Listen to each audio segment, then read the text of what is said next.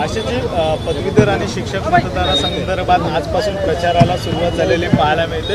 एकीकडे उमेदवार डिक्लेरेशन देखील बाकी आहे। आम्हाला महायुतीमध्ये जिंकायचं आहे आणि त्यामुळे महायुतीचा प्रचार करणं हे माझं कामच आहे। आणि म्हणून एका बाजूला ज्यावेळेला उबाटा सेनेने उमेदवार घोषित केला त्यावेळेला महायुती म्हणून मतदारांपर्यंत जाणं हे कर्तव्य समजून भारतीय जनता पक्षाचे शिवसेना एकनाथ शिंदेजींच्या नेतृत्वात आणि अजितदादा पवारांची राष्ट्रवादी काँग्रेस आम्ही सगळेच शिक्षक असो वा पदवीधर यांच्या संपर्काला आजपासून सुरुवात केली आहे। ज्या पद्धतीचा प्रतिसाद मिळतोय 100% विजय या दोन्ही जागांवर आमचा होईल। अशी मात्र ज्या पद्धतीने उज्ज्वल निकम या ठिकाणी निवडणूक लढले होते त्यांचा खोटा प्रचार वर्षा गायकवाड यांनी केल्याची तक्रार आहे ती भाजपतर्फे करण्यात आली होती। आता त्याची कुठेतरी दखल घेतलेली पाहायला मिळते।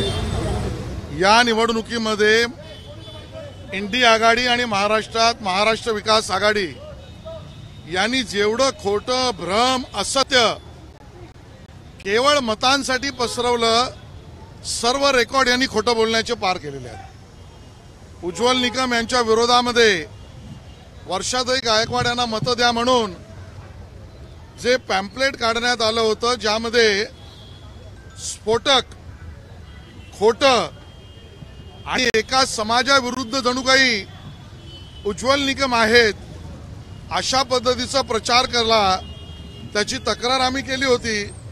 निवडणूक आयोगाने त्याची दखल घेतली आहे आणि आता या आयोगाच्या समोर काँग्रेसला आणि वर्षाताईंना उत्तर द्यावं लागेल। आम्ही याचा पाठपुरावा करू।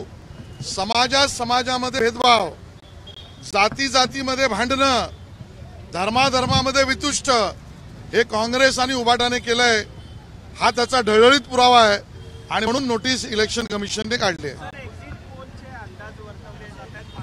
त्यावर मी भाष्य करणार नाही। पदवीधर मतदारसंघांच्या बाबतीत तुम्ही बैठकांचा धडाका सुरू केलाय। दुसरीकडे मनसेनं उमेदवार जाहीर केलाय, राष्ट्रवादीकडनं त्यांचे उमेदवारांची नावं जाहीर करत आहेत। ज्या पद्धतीने हे परस्पर कुठेतरी उमेदवार जाहीर झाले त्याचा अर्थ काय घ्यायचा? महायुती नेमकं चाललंय?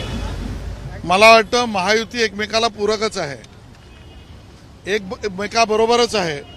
अंतिम निर्णय देवेंद्रजी, एकनाथ शिंदेजी, अजितदादा पवार, राज ठाकरे, रामदास आठवलेजी हे बसून करतील तो आम्हाला मान्य आहे। संजय राऊत म्हणतात की आमचं सरकार केंद्रात येईल, आता जो एक्झिट पोल आला ते सगळं खोटं आहे, कसं पाहताय? मला वाटतं कालही ते गांजा मारत होते, आज चिली मोडून बोलले असतील। असे जे केंद्रीय नेतृत्व जे आहे JP नड्डा राष्ट्रीय अध्यक्ष यांचा कार्यकाळ संपत आहे, नवीन अध्यक्ष नेमण्यात कसं बघताय? मला याच्यावर भाष्य करायचं नाही। काही अशी चर्चा आहे की नवीन अध्यक्ष आल्यानंतर काही चेंजेस भाजप, मला यातली माहितीही नाही आणि भाष्यही करायचं नाही। ABP माझा, उघडा डोळे बघा नीट।